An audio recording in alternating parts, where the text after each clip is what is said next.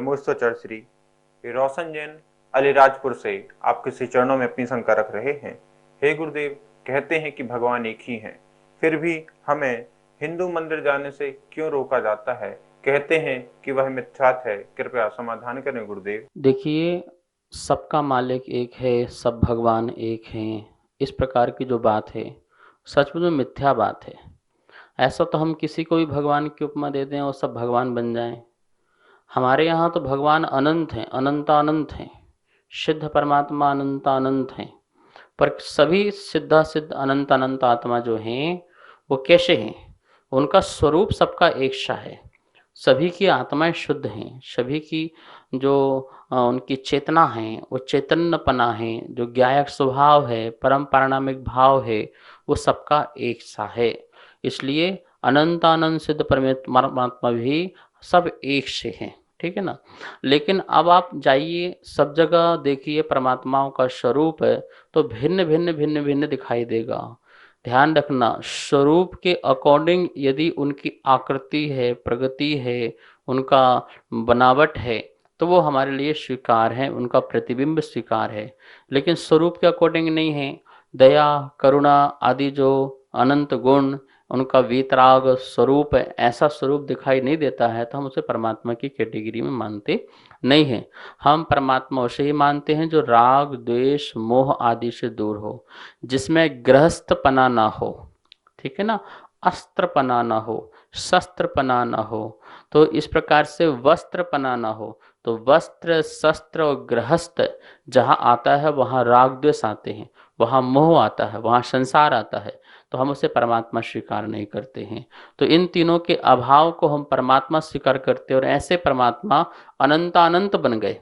और आप भी ऐसे परमात्मा बन सकते हो। राग द्वेष मोह छोड़ेंगे तो ऐसे वीतराग स्वभाव को प्रकट कर सकते हैं। तो ऐसे शुद्ध परमात्मा के दर्शन करेंगे तो आप भी शुद्ध बनेंगे, आपके जीवन में भी शुद्धता आएगी, ठीक है ना। लेकिन जहाँ राग द्वेष मोह की प्रवृत्ति पाई जा रही है कि राक्षसों को मारना, इनको मारना, उनको मारना और इनका युद्ध आदि, इस प्रकार से ये परमात्माओं को युद्ध करना, मारना, काटना, बनाना, ये करना, ये इनके काम नहीं है।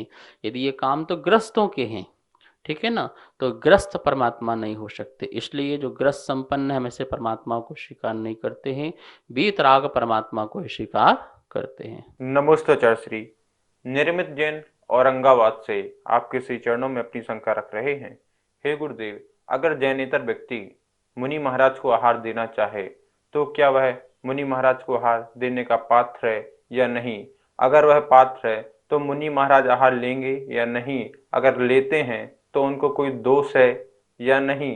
अगर आहार ले भी लेते हैं तो उस व्यक्ति को कौन से नियम का पालन करना पड़ेगा? कृपया समाधान करें गुरुदेव।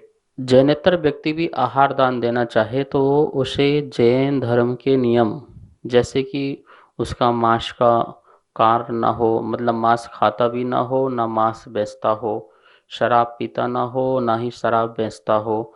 तो जो गलत कार्य हैं जिसे संसार में निंदनीय कार्य कहा जाता है, ना तो उसका कोई इस प्रकार का बिजनेस होना चाहिए, ना कोई ऐसा व्यापार होना चाहिए। और दूसरा बात है कि वह, उसकी जन्म की उत्पत्ति जो है वह ऐसे कुल में ना हो जिस कुल में जन्म से ही मांसाहार किया जा रहा हो और ऐसे कार्य किए जा रहे हों जिन्हें हम बहुत निम्न कोटि का समझते हैं। तो क्षत्रिय ब्राह्मण वैश्य में जो उच्च लोग हैं, जो उच्च धर्म से हैं और जिनके परिवार में उनकी पिंड शुद्धि है, पिंड शुद्धि का मतलब यह है कि उनके परिवार में कभी भी गलत वस्तुओं का सेवन ना किया गया हो, ऐसे अहिंसक, शाकाहार और अभक्ष्य वस्तु के त्यागी, अनुव्रत रूप परिणाम जिसके हों, तो वो आहार दे सकता है। तो इतनी उसके अंदर क्वालिटी होना चाहिए, अनुव्रत का धारी होना चाहिए, सत्व व्यसन का त्यागी होना चाहिए। और जन्म से ही जिसके शरीर की पिंड शुद्धि है, अर्थात जिसके शरीर के पिंड शरीर निर्माण में भी किसी प्रकार का किसी और जीव के मांस आदि खाने का ना शरीर में गया हो, ऐसे शरीर की पिंड शुद्धि आदि होती है तो वह व्यक्ति जो है आहार देने का अधिकारी हो जाता है। नमोस्तोचर श्री साक्षी जैन उड़ीसा से आपके श्री चरणों में अपनी शंका रख रही हैं। कहते हैं कि रात्रि भोजन नहीं करना चाहिए, लेकिन जब किसी को कोई नियम दिलाया जाता है और वह सर्विस करता है तो नियम नहीं ले पाता है, लेकिन फिर उसको बोल देते हैं कि आप घर पहुंचते ही 1 घंटे या आधा घंटे के अंदर भोजन कर लें, तो क्या इसमें कोई दोष लगेगा या नहीं लगेगा? कृपया समाधान करें गुरुदेव। पहली बात तो यह ध्यान रखिए कि मुनिराज किसी प्रकार का नियम नहीं देते हैं, नियम लिए जाते हैं, नियम दिए नहीं जाते हैं। आपकी पहले भावना होना चाहिए, इच्छा होना चाहिए त्याग की। जितना भी आप त्याग करते हैं उसके लिए महाराज जी आपके लिए आशीर्वाद दे देते हैं कि आप जितना त्याग कर रहे हैं उतने में ही आपका धर्म की वृद्धि हो, आपका कल्याण हो। क्योंकि किसी भी के भोगों को भी छुड़वाना, त्याग कराना, यही भी भोगांतराय कर्म का क्या बोलते कि कर्म बनता है।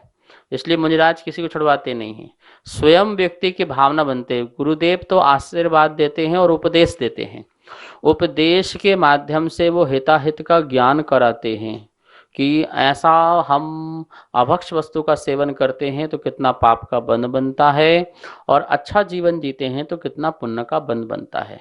उपदेश देते हैं, महावीर स्वामी दिव्यधनी में उपदेश देते हैं, उसी को फॉलो करते हैं मुनिराज आदि और आचार्य आदि, वो भी उपदेश देते हैं, प्रेरणा देते हैं, आपको उपदेश देकर के आपको जगाते हैं। लेकिन किसी प्रकार से जबरदस्ती आपको करना ही होगा, आपको करना चाहिए, आप ऐसा नहीं करोगे तो मैं ऐसा कर लूँगा, मैं आहार नहीं लूँगा, मैं ये कर लूँगा, ऐसा कोई धमकी परक कोई आपको कोई नियम नहीं देते हो, देते हैं तो गलत है।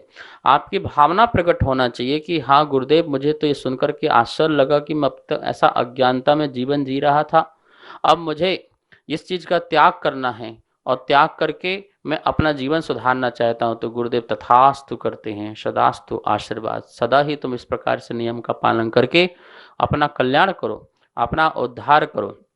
अब रही रात्रि भोजन में, तो कोई व्यक्ति इस प्रकार से नियम लेता है कि गुरुदेव मैं घर आने के पहले 1 घंटा पहले अपना संयम रख करके जल्दी से आहार ले लूँगा और रात्रि पूरा भोजन नहीं करूँगा। तो गुरुदेव बोलते हैं इतना ही तुम्हारा धन वृद्धि होती है तो तथास्तु। लेकिन उन्होंने अपने मन से नहीं कहा, यदि गुरु कहते नहीं तो ये 11 बजे पहुँचता, 11 बजे ले लेना, तो वो गुरु को ही क्या बोलते हैं रात्रि भोजन का कराने का दोष लग जाएगा, उनका नियम व्रत भंग हो जाएगा। इसलिए वो इस प्रकार के नियम नहीं देते हैं। और रही बात रात्रि में भोजन बना के खाओ या दिन का भोजन रात्रि में खाओ, बात एक ही है। आपने दिन में भोजन बना लिया और रात में खा रहे हैं तो मैन तो खाना बनाने का दोष तो दिन में संबंधित वाला टल गया, रात्रि संबंधी वाला नहीं लगा, लेकिन खाने का जो दोष है वो लगा। और रात्रि में बनाकर खाते हैं और बनाने का भी दोष और खाने का भी दोष लगता है। तो इस प्रकार से हमें यहाँ पूरा ध्यान रखना है कि मुनिराज इस प्रकार से कोई जबरदस्ती नियम नहीं देते हैं, ना ही इस प्रकार की रात्रि भोजन की अनुमोदना आदि करते हैं।